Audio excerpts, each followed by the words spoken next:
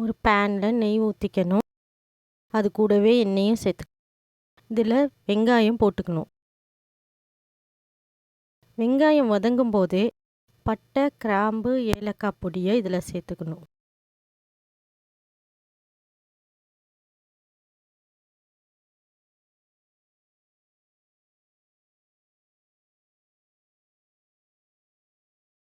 இது நல்லா வதங்கிருச்சு.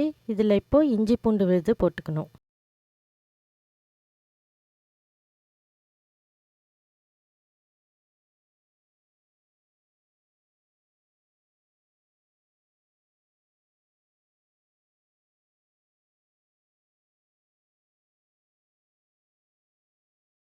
இப்போ இதில் தக்காளி, பச்சை மிளகாய், புதினா, கொத்தமல்லி எல்லாம் சேர்த்து நல்லா கலந்து விடணும்.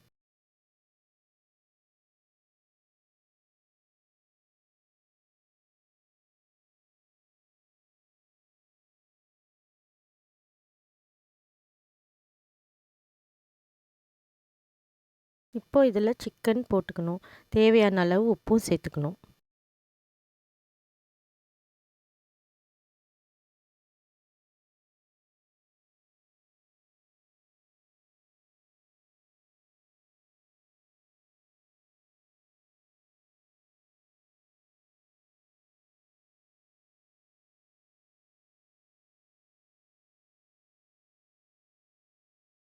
இதெல்லாம் சேர்த்து நல்லா வதங்கிருச்சு. இதில் இப்போது மிளகாய்த்தூள் போட்டுக்கணும். நல்லா மிக்ஸ் பண்ணி விடணும்.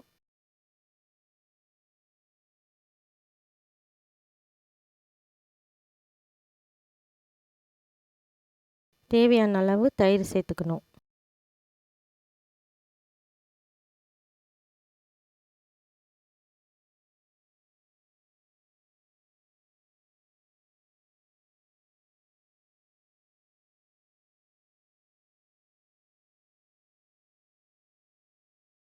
இப்போ நல்லா எண்ணெய் பிரிஞ்சிருச்சு.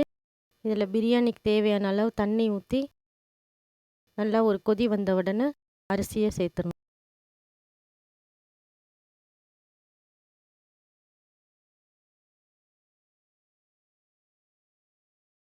அரிசி சேர்த்து நல்லா கலந்து விடணும். அது கொஞ்சம் நல்லா வெந்த உடனே பிரியாணியை தம்மில் போட்டுடணும்.